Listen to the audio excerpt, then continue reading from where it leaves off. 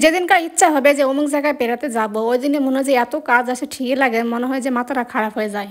Hello everyone, আসসালামু আলাইকুম সবাইকে যারা আমার ভিডিওটি দেখছেন। তো আশা করি আপনারা সকলে ভালো আছেন, সুস্থ আছেন। আলহামদুলিল্লাহ, আল্লাহর রহমতে এবং আপনাদের ভালোবাসায় আমিও ভালো আছি। তো আজকে শুরু করছি নতুন একটি ভিডিও। তো আজকে সকাল থেকে ভাবতেছি যেহেতু আজকে একটু ছুটির দিন, তো তার জন্য একটু ভাবলাম যে একটু ঘুরে আসি বাইরে থেকে। তো বেড়াতে যাওয়ার মূল উদ্দেশ্য হচ্ছে আমার ছেলেটার জন্য সারাক্ষণ ঘরে বন্দি হয়ে থাকে, তার জন্য বাইরে একটু খোলামেলা পরিবেশে ঘুরতে যাওয়া আর কি। যদিও বা গ্রামে থাকি, তারপরেও একটু বাইরে আবহাওয়া দরকার। তো তার জন্য ভাবলাম যে আজকে শুধু এক ভাত আর এক তরকারি করে তাড়াতাড়ি বের হবো। তো হয়তো বাড়িতে এক একজন এক এক বায়না, এটা খাবে ওইটা খাবে, তার আবার কেউ খাবে কচুর ভর্তা। তার জন্য আবার কচু শাক তুললাম, রান্না বান্না সব শেষ করে অনেকটাই দেরি হয়ে গেছে বের হতে। আর আজকে আসছে আমাদের বাড়ির পাশে, বেশি দূরে যায় না, বাড়ির পাশে একটা বিশাল নদী আছে, সেখানে দেখতে আসছি। তো এখন যেহেতু বর্ষাকাল, চারদিকে পানি থই থই, তার জন্য নদীটাও একেবারে ভরে গেছে চারদিকে, কোথাও ফাঁকা নাই, সব জায়গায় পানিতে ভরে গেছে। তার জন্য সেখানে একটু দেখতে আসছে। আর এখানে নৌকাও ছিল। তো আমরা যখনই আসছি তখনই নৌকা ছেড়ে দিতে চলে গেছে, তার জন্য একটু দেরি করলাম। তো তাই এর দেরিতেই একটু খাওয়া দাওয়া করলাম আর কি, পেয়ারা মাখা খাইলাম। তো এগুলো খাওয়া দাওয়া শেষ করে দেখি যে নৌকা চলে আসছে, তার জন্য আবার সবাই চলে যাচ্ছি আমরা নৌকাতে উঠবো বলে। আর এই ব্রিজে প্রত্যেকটা দিন এত এত মানুষ আসে যা বলার অপেক্ষা রাখে না। তো এটা প্রায় অনেকটাই আমাদের নওগাঁর হাঁসাইগাড়ি বিলের মতো। তো আমরা অত দূর আর নওগাঁ হাঁসাইগাড়ি বিলে না যাই, তো আমাদের বাড়ির পাশে যে নদী আছে সেখানে গেলাম সবাই মিলে। তো এটা আমাদের হাঁসাইগাড়ি। আর এখানে একটা গাছও আছে, যে হাঁসাইগাড়ি বিলে যেরকম একটা গাছ আছে, তো এখানেও একটা সেরকম গাছ আছে।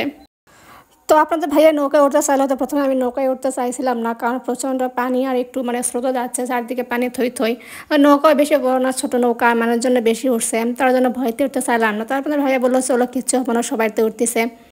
আর একটা কথা কি, যেদিনে কোথাও একটু বের হতে চাই, সেদিনে বেড়াতে প্রচুর কাজ পড়ে যায়। তো যেহেতু আমরা মেয়ে মানুষ, তো চাইলেও সহজে কোথাও বের হওয়া যায় না, বাড়ির সব কিছু সব কাজ সামলে তারপরে বের হতে হয়। আর তারপরেও শোনা লাগে হাজারটা কথা। তো মেয়েদের জীবনটা এরকমই।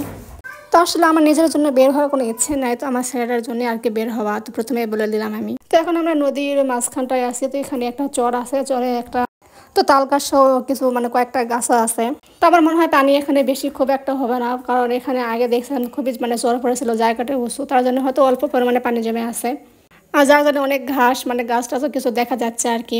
তো যাই হোক, আমার এই ভিডিওটি কোথাও কোনো অংশ যদি আপনাদের একটু পরিমাণ হলেও ভালো লেগে থাকে, তো অবশ্যই আমার চ্যানেলটি সাবস্ক্রাইব অথবা ফলো করে দেবেন। তো আপনাদের ভালোবাসা এবং সহযোগিতা পেলে আমি অনেক দূর এগিয়ে যাবো ইনশাল্লাহ। তো সবাই আমাদের জন্য একটু দোয়া করবেন। যেহেতু নদীতে আসে, নৌকায় আসছে, তো তার জন্য পানিতে একটু হাতও দিলাম, যে পানি নাড়বান তা কখনো হয়, নদীতে আসে যেহেতু সবাই পানিতে হাত কেউ যায় নাই, তো আমি প্রথমে পানিতে হাত দিছি। তো যাই হোক, এই তো আমাদের নৌকা ভ্রমণ মনে করেন যে প্রায় শেষের পথে, তো এখন ফিরে যাচ্ছি আর কি, ফিরে যাওয়ার পথে।